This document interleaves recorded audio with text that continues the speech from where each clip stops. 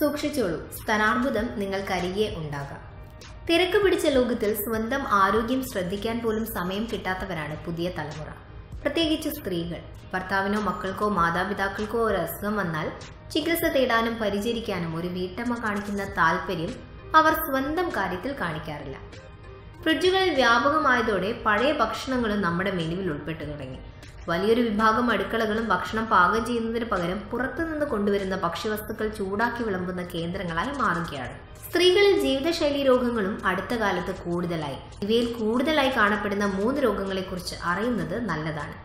ഇന്ന് സ്ത്രീകളിൽ കൂടുതലായി കണ്ടുവരുന്ന ഒരു പ്രശ്നമാണ് സ്തനാർബുദം. അർബുദം മൂലമുള്ള മരണങ്ങളിൽ 5ാം സ്ഥാനമാണ് സ്തനാർബുദത്തിന് ഉള്ളത്. ഈ അർബുദം വരാനുള്ള സാധ്യത സ്ത്രീകളിൽ 12%. പ്രായം വർദ്ധിക്കും തോറും സാധ്യത ഏറി വരുന്നു. നിയന്ത്രണമില്ലാതെ വർദ്ധിക്കുന്ന കോശ വളർച്ചയാണ് അർബുദം. കേരളത്തിൽ കുറച്ചു വർഷങ്ങളായി സ്ത്രീകളിൽ അർബുദം കൂടുന്നു. സ്തനാർബുദം, അണ്ഡാശയാർബുദം, ഗർഭാശയഗളം ഇവയൊക്കെ ബാധിക്കുന്ന അർബുദങ്ങളാണ് സ്ത്രീകളെ കൂടുതലായി ബാധിക്കുന്നത്. സ്തനത്തിനുണ്ടാകുന്ന മുഴകൾ, ആകൃതിയിലും തൊലിപ്പുറത്തും ഉണ്ടാകുന്ന മാറ്റങ്ങൾ, മുലഞ്ഞിട്ട് ഉള്ളിലേക്ക് വലിഞ്ഞിരിക്കൽ, മുലക്കണ്ണിൽ നിന്നുള്ള സ്രവങ്ങൾ, നിറം മാറ്റം, കക്ഷത്തിലുണ്ടാകുന്ന കഴലവീക്കം ഇവയാണ് രോഗത്തിന്റെ പ്രധാന ലക്ഷണങ്ങൾ. 50 വയസ്സിന് മുകളിൽ പ്രായമുള്ളവരിൽ രോഗസാധ്യത ഏറെയാണെങ്കിലും അടുത്ത കാലത്തായി പ്രായവ്യത്യാസമില്ലാതെ ഈ രോഗം കണ്ടുവരുന്നുണ്ട്.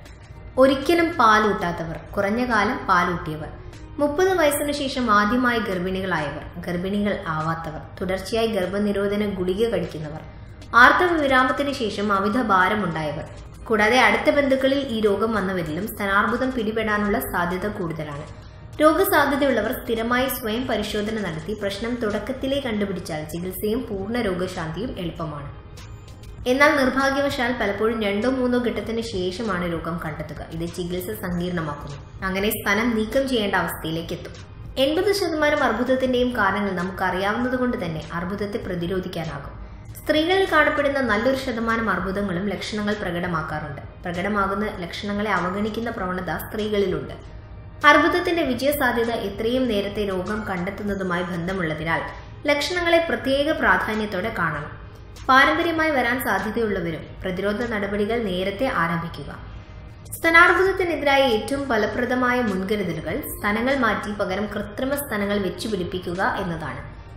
ഇതൊരു ആശ്ചര്യകരമായ അവസ്ഥയാണെങ്കിലും ഈ ശസ്ത്രക്രിയ വഴി സ്തനാർബുദത്തിന്റെ തോത് 90% വരെ കുറയ്ക്കാം. ഈ അർബുദത്തിന് അനുകൂല സാഹചര്യമുള്ളവരിൽ ടമോക്സിഫൈൻ എന്ന ഹോർമോൺ ഉപയോഗിക്കാമെങ്കിലും ഇതിനുള്ള പാർശ്വഫലമായി ഗർഭാശയാർബുദത്തിനുള്ള കൂടിയ സാധ്യതകൾ കാണുന്നുണ്ട്.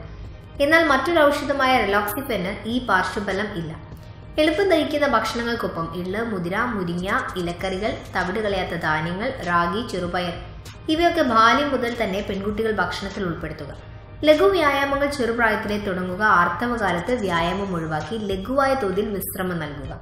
നിറമുള്ള പച്ചക്കറികൾ, പ്രത്യേകിച്ച് മത്തൻ, കാരറ്റ്, പച്ചച്ചീര, മുരിങ്ങ, പപ്പായ, വാഴപ്പഴം, പേരയ്ക്ക, തക്കാളി, മാങ്ങ, ചക്കപ്പഴം ഇവ അർബുദ പ്രതിരോധത്തിന് നല്ലതാണ്. പ്രോട്ടീനുകളടക്കം വിവിധ പോഷകങ്ങളാൽ സമ്പന്നമായ മുലപ്പാലാണ് കുഞ്ഞിന്റെ വളർച്ചാഘട്ടത്തിലെ മികച്ച ഭക്ഷണം. ആസ്മ, വയറിളക്കം, അലർജി ഇവയെ തടയാനും ബുദ്ധിശക്തി വർദ്ധിപ്പിക്കാനും മുലപ്പാൽ അനിവാര്യമാണ്. കുഞ്ഞിന്റെ ശാരീരികവും മാനസികവുമായ വളർച്ചയ്ക്ക് മുലപ്പാൽ കൂടിയേ തീരും. കൂടാതെ സ്തനാർബുദം, അണ്ഡാശയാർബുദം ഇവയുടെ കടന്നുവരവിനെ തടയാൻ 2.5 വർഷത്തോളം തുടർച്ചയായി മുലയൂട്ടുന്നതിലൂടെ കഴിയാറുണ്ട്. അതുപോലെ ആദ്യ പ്രസവം 24-26 വയസ്സിനുള്ളിൽ നടക്കുന്നത്, എല്ലാ പ്രസവങ്ങളും 30 വയസ്സിനുള്ളിൽ കഴിയുന്നതും അർബുദത്തെ പ്രതിരോധിക്കും. എല്ലാ മാസവും ഒരു നിശ്ചിത ദിവസം സ്വയം സ്തനപരിശോധന നടത്തേണ്ടതാണ്. കീടനാശിനികളുടെ ഉപയോഗം, പുകവലി ഇവയിൽ നിന്ന് അകന്നു നിൽക്കുന്നതും അർബുദം തടയാൻ സഹായിക്കും. ഒപ്പം നാടൻ ഭക്ഷണശീലങ്ങളും ലഘു വ്യായാമങ്ങളും ഉൾപ്പെട്ട ഒരു ജീവിത രീതി വളരെ ചെറുപ്പം മുതൽ പിന്തുടരുന്നത് അർബുദത്തെ അകറ്റും.